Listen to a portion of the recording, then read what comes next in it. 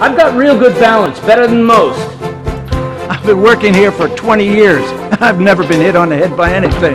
I've done this job 1,000 times without an arc flash. If this chemical were really dangerous, they wouldn't even let me use it. So it must be safe. But I don't have a ladder. How else can I reach up here? Look, I know what I'm doing.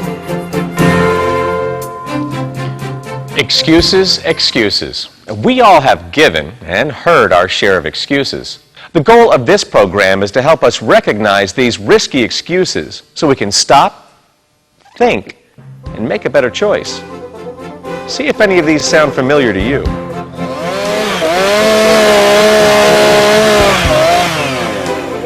Look, I know what I'm doing. I've been using a chainsaw since I was 10 years old. Never had a scratch.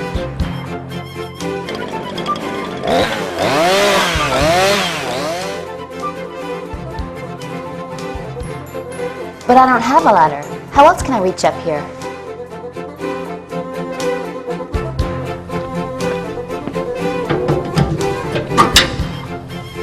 No, I didn't personally do the lockout and verify zero energy, but this equipment is scheduled to be out of service for 2 more days, so I'm sure it's okay. These examples may seem ridiculous to you. You may think, oh, I'd never do that. But each of these 3 examples represents a common type of excuse, and you may be more familiar with them than you realize. And let's take a look. Prior experience and success will guarantee your safety. Perhaps you wouldn't use a chainsaw in this manner, but would you consider driving a nail without wearing eye protection? I've never been hit by a nail. Besides, I never miss much. How about foregoing your hard hat in a construction area? I've been working here for 20 years. I've never been hit on the head by anything. Besides, I'm only going to be here for a few minutes. Or working above ground without fall protection. Look, I've got real good balance, better than most. I've never even come close to falling. Besides, I can move around better without it. These are all variations of the same flawed excuse. I've had success in the past, therefore I'm safe today. And don't fall victim to this common excuse. Your safety today depends solely on what you have done to stay safe today. I've never been hit on the head by anything. I've never been hit by a nail.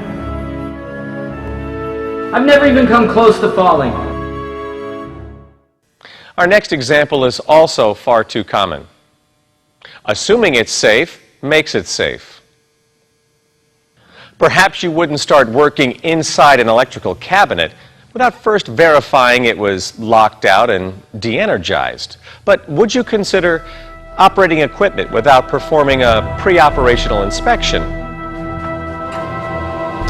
It worked fine yesterday and the day before. I'm sure it's fine. How about using chemicals without reading the warning label? If this chemical were really dangerous, they wouldn't even let me use it. So it must be safe. Woo!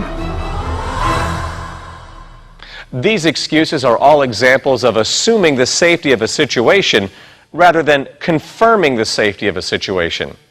Making assumptions about safety can quickly turn tragic. It worked fine yesterday and the day before. I'm sure it's fine. If this chemical were really dangerous, they wouldn't even let me use it. Our third example of a common type of excuse. My safety is directly related to my convenience. Perhaps you wouldn't stand on a box placed in a chair in order to reach something just because a ladder wasn't available. But would you consider holding a piece of material close to a cutting blade or rotating shaft because an assist device wasn't handy? People keep walking off with my push bar. That thing's never around when I need it. How about using the wrong size or type of tool for the job because you didn't bring the correct one with you? Well, I didn't have the right size wrench with me, but I did have this big old pipe wrench, so I figured I'd just use that.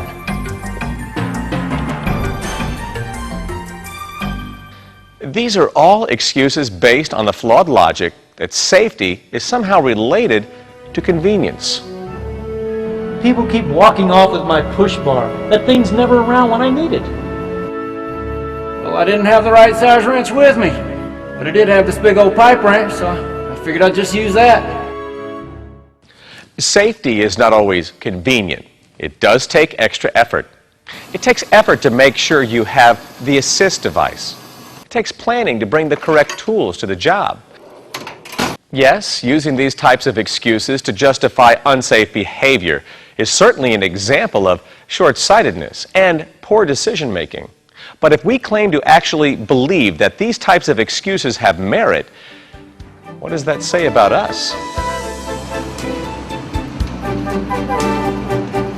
I don't see how this stuff can be that dangerous. I'm not wearing this thing.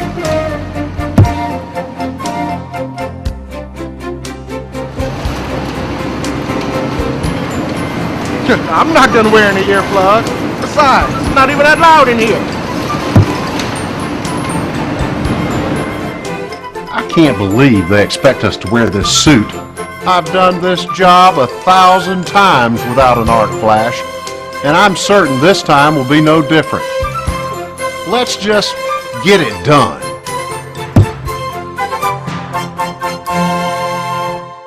Excuses like these not only place us at risk, they clearly show our ability to set aside reason and logic. Unfortunately for many of us, these types of excuses have a way of showing up again. I just don't understand how it could happen. He'd been out there so long. I mean, he knew what he was doing. Yes, our excuses have a way of showing up again, but they provide little comfort to a disabled worker or a grieving family. At least you can take some comfort in knowing he got away with it the first 1,000 times. What?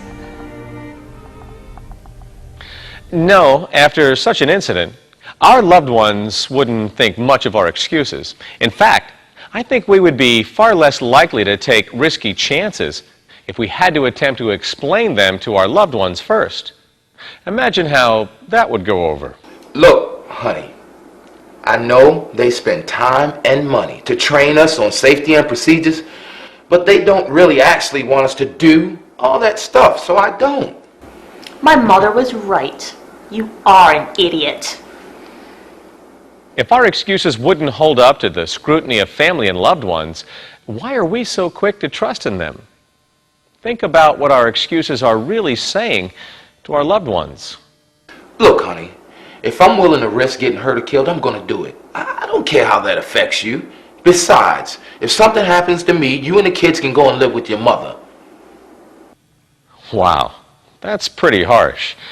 I don't think any of us would choose to say those things to our loved ones. Yet, when we use excuses and commit unsafe acts, it's exactly what we're saying through our actions. And we all know that actions speak louder than words. The purpose of this program was to make you think about safety and how excuses can place us in danger. I've been using a chainsaw since I was 10 years old. I've never even come close to falling. That thing's never around when I need it. If this chemical were really dangerous, they wouldn't even let me use it. So it must be safe. Our hope is that the next time you find yourself using one of these excuses, you'll remember something from this program. At least you can take some comfort in knowing he got away with it the first 1,000 times. People keep walking off with my push bar. That thing's never around when I need it. Well, I didn't have the right size wrench with me, but I did have this big old pipe wrench. I'm not gonna wear any earplugs. Besides, it's not even that loud in here. And perhaps that will be enough for you to stop, think, make a better choice. Always remember that maintaining your safety is the most important thing that you can do. There's just no excuse not to. I'm Tom Clark. Work safe, be safe.